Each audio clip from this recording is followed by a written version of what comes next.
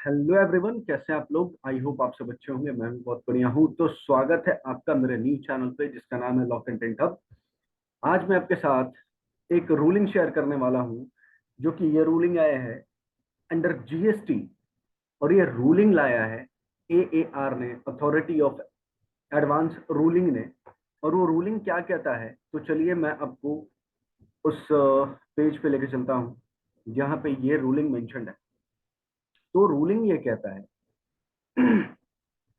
कि GST not leviable on employees portion of canteen charges.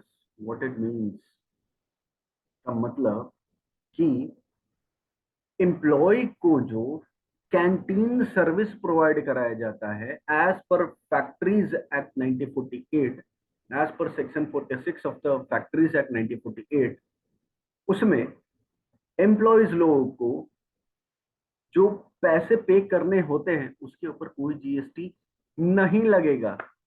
जी हाँ, आपने सही सुना। एम्प्लॉय लोग जो अपना पोर्शन पे करेंगे कैंटीन चार्जेस का, उसके ऊपर कोई जीएसटी नहीं लगेगा। और ये किसने कहा है और ये किसने कहा है, तो ये बोला है, ये रूलिंग दिया है एएआर ने, अथॉरिटी ऑफ एडवांस रूलिंग ने। तो चलिए मैं पढ़ता हूं आपके साथ ब्रीफली। बोलता है कि गुजरात एएआर का ये रूलिंग है। किसका रूलिंग है? Gujarat AR, Gujarat authority of advance ruling का एक रूल आया है। और वो क्या है कि जीएसटी जो है वो नहीं लगेगा on employees portion of canteen charges. जैसा कि मैंने आपको पहले बताया कि अगर एम्प्लॉय कैंटीन में, अगर एम्प्लॉय को कैंटीन की फैसिलिटी मिल रही है और एम्प्लॉय उस कैंटीन से खाना मिल रहा है जिसके लिए एम्प्लॉयर उसके पैसे डिडक्ट कर लेता है, उसके ऊपर कोई जीएसटी अट्रैक्ट नहीं होगा। जी हाँ दोस्तों, आपने सही सुना। तो है क्या, बोलता है कि two member bench of Amit Kumar Mishra and Natul Mehta has observed that the GST is leviable on the amount representing the contractual worker portion canteen charges which is collected and paid to the canteen service provider। ये charges applicable किसके ऊपर हो रहे हैं? तो ये GST के charges applicable हो रहे हैं कॉन्ट्रेक्चुअल वर्कर के ऊपर, जो कि कलेक्ट एंड पे कौन कर रहा है? Canteen service provider, right. अब ध्यान से सुनिएगा हुआ क्या है। सबसे पहली चीज आपके दिमाग में ये नहीं चाहिए कि भैया फैक्ट्री है, सही है, लेकिन कौन से फैक्ट्री में कैंटीन सर्विस प्रोवाइड कराया जाता है।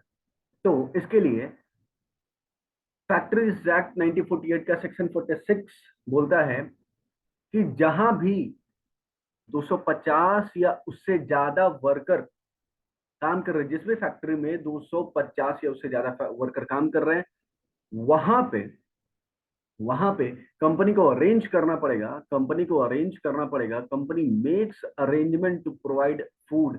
ये कंपनी का अरेंजमेंट होगा कि कंपनी अपने एम्प्लॉयज को फूड प्रोवाइड करेगी। बट लिमिट क्या है, थ्रेशोल्ड लिमिट क्या है वहां पे? 250 से ज्यादा वर्कर होने चाहिए तभी provide food for the employee and worker at a plant और गोडाउन लोकेशन, राइट। ओके, बोलता क्या है, एप्लीकेंट ने फूड का अरेंजमेंट कर दिया थ्रू आउटसाइड पार्टी, राइट। यानी आउटसाइडर को बोल दिया उसने कि हाँ आप कैंटीन सर्विस दे दो, ठीक है। एंड आउटसाइडर ने फूड सप्लाई करना स्टार्ट कर दिया कंपनी के एम्प्लॉय को और उसके कॉन्ट्रेक्चुअल वर्कर को। और फूड सप्लायर ने जो जीएसटी का बिल रेज किया उसमें 5% उन्होंने जीएसटी भी चार्ज किया। बोलता गया है कि the food supplier raise an invoice for the food bill as per the agreed billing frequency by charging 5% GST. यानी कि फूड सप्लायर ने 5% जीएसटी रेज करना स्टार्ट किया। और केस में क्या बोलता है कि the applicant provide a canteen facility at a subsidy rate of 50% to the employee and contractual worker. यानी ये कंपनी क्या कर रही थी, ये कंपनी कर ये रही थी कि 50% सब्सिडी दे रही थी और 50% अपने एम्प्लॉय से के सैलरी से पे कर रही थी। यानी 50% अपने एम्प्लॉय के सैलरी से डिडक्ट कर रही थी और 50% अपने तरफ से दे रही थी, ठीक है। फिर बोलता है applicant has out that the advance ruling on the issue of whether GST shall be applicable to the amount recovered by the company from employees and contractual worker when the provision of third party canteen service is obligatory। बोलता है कि हाँ क्या बोलते हैं, canteen का service as per factories act 1948 के section 46 के तहत वो क्या हो जाता है, एक ऑब्लिगेशन हो जाता है कि हाँ हमारे यहाँ अगर 250 से ज्यादा क्या है वर्कर हैं तो अपने को कैंटीन सर्विस प्रोवाइड करना पड़ेगा। लेकिन और उससे 5% जीएसटी भी रेज कर रहा था, बट क्वेश्चन ये आता है, क्वेश्चन ये रेज हुआ whether the ITC of GST paid on canteen service provides bill food bill would be available given that providing the canteen facility is mandatory. बोलते हैं कि भैया आईटीसी तो अवेलेबल है, आईटीसी क्या है, अवेलेबल है on canteen service providers food bill would be available, यानी कैंटीन सर्विस प्रोवाइडर ने जो फूड बिल अवेलेबल कराया है, जो फूड बिल रेज किया है उसके ऊपर आईटीसी तो अवेलेबल है। तो एआर का क्या कहना है, एआर का कहना है कि AR health that recovery of the amount from contractual worker on account of third party canteen service provided by applicant.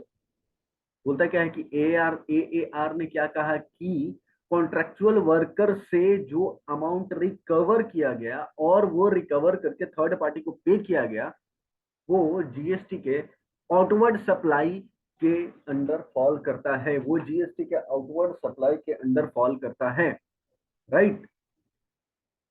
Therefore ये लायबल टू टैक्स होगा। They are observed that the ITC of GST paid on canteen charges is available to the applicant on the food supplied to employees of the applicant company.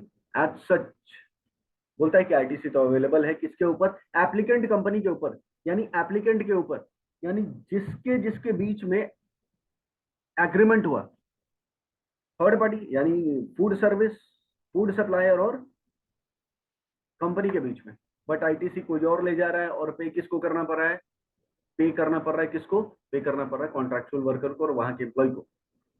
तो इन सारी चीजों को मद्देनजर रखते हुए Gujarat advance authority of advance ruling ने क्या किया, बोला कि जीएसटी सिर्फ और सिर्फ लगेगा कंपनी के पोर्शन के ऊपर, यानी कंपनी जो 50% पे कर रही है आउटसाइडर को, सिर्फ उसके ऊपर जीएसटी अट्रैक्ट होगा, ना कि जीएसटी अट्रैक्ट होगा एम्प्लॉइज के पोर्शन के ऊपर, राइट। तो जीएसटी अट्रैक्ट किसके ऊपर होगा, जीएसटी भैया अट्रैक्ट होगा कंपनी के पोर्शन के ऊपर, यानी कंपनी जो चार्जेस कैंटीन चार्जेस 50% कंपनी जो कैंटीन चार्जेस पे कर रही है उसके ऊपर एप्लीकेबल होगा, ना कि employees portion of canteen charges के ऊपर, यानी 50% जो एम्प्लॉय पे कर रहे हैं 50% कैंटीन वाला कंपनी पे कर रही है, एम्प्लॉय वाले के ऊपर जीएसटी नहीं लगेगा, जीएसटी सिर्फ और सिर्फ लगेगा कैंटीन वाले के ऊपर। यही आपके साथ रूलिंग शेयर करना था। Thank you very much for watching this video and अगर आप चैनल पे नए हैं तो चैनल सब्सक्राइब कर लें ताकि आपको ऐसा लेटेस्ट रूलिंग्स केस लॉज मिलते रहे। पर मिलते किसी वीडियो में, तब तक के लिए thank you, tata bye bye.